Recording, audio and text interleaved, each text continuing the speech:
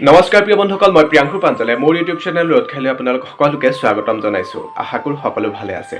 আনদিনাৰ দৰে আজিও এখন নতুন গ্ৰন্থ লৈ আপোনালোকৰ মাজলৈ আগবাঢ়ি আহিছোঁ। আজিৰ গ্ৰন্থখন হৈছে গোবিন্দ কুমাৰ খাউণ্ডৰ বগী। বগীৰ ভিতৰচৰাত কি আছে, বগীৰ প্ৰকাশক কোন, বগীৰ দাম কিমান ইত্যাদি কথাবোৰ আপোনালোকৰ আগত ক'বলৈ আগবাঢ়ি আহিছোঁ।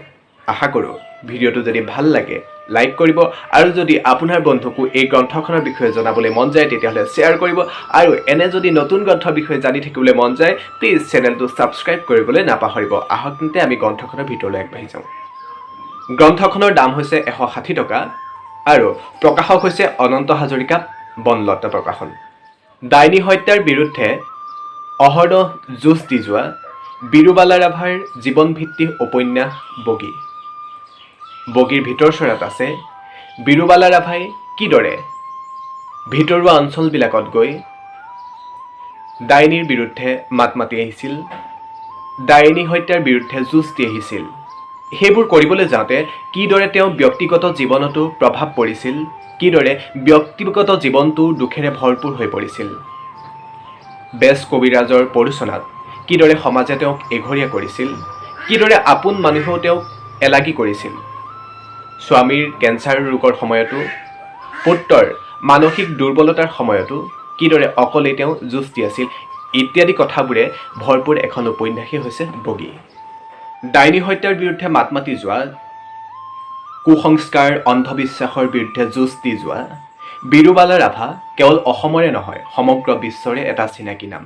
তেওঁ ৰাষ্ট্ৰসংঘলৈ নিমন্ত্ৰণ পাইছিল, কিন্তু অতি দুখৰ বিষয় যে ভিছা নোপোৱাৰ বাবেই তেওঁ ৰাষ্ট্ৰসংঘৰ নিমন্ত্ৰণ ৰক্ষা কৰিব নোৱাৰিলে। এই গ্ৰন্থখনত এঠাইত লিখিছে, লিয়ে বিৰুবালাৰ ফটোখনৰ ওপৰত থকা নিউজৰ হেডলাইনটো তাইৰ বহীত লিখি পেলালে। অৰ্থৰ অভাৱত ৰাষ্ট্ৰসংঘলৈ যোৱাত প্ৰতিবন্ধকতা বিৰুবালাৰ। ঘঁহাই ঘঁহাই লিখি আছে তাক। সঁচাকৈ অতি দুখৰ বিষয়।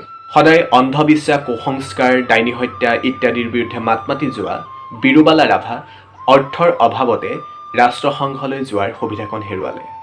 বিৰুবালা ৰাভাৰ জীৱনত ঘটি থকা এনে বহুতো ঘটনা এই বগী উপন্যাসখনত লিখি উলিয়াইছে লেখকে।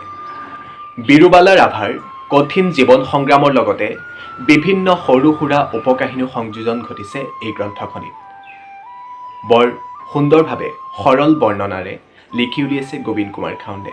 আশা কৰোঁ মোৰ প্ৰিয় বন্ধুসকলেও পঢ়ি ভাল পাব। ইতিমধ্যে যাদৱ পায়েঙৰ জীৱনভিত্তিক উপন্যাস ৰামায়ণ, ডক্টৰ ভূপেন হাজৰিকাৰ জীৱনভিত্তিক উপন্যাস উৰণীয়া মৌ তথা আতৈৰ জৰিয়তে পাঠক সমাজত সমাদৰ লাভ কৰা গোবিন্দ কুমাৰ খাউণ্ডৰ বগীয়েও বৰ্তমান পাঠক সমাজত জনপ্ৰিয়তা লাভ কৰিছে। আশা কৰোঁ মোৰ প্ৰিয় বন্ধুসকলেও বগীক পঢ়িব আৰু নিশ্চয়কৈ ভাল পাব। তেতিয়াহ'লে আজিলৈ এৰিছোঁ।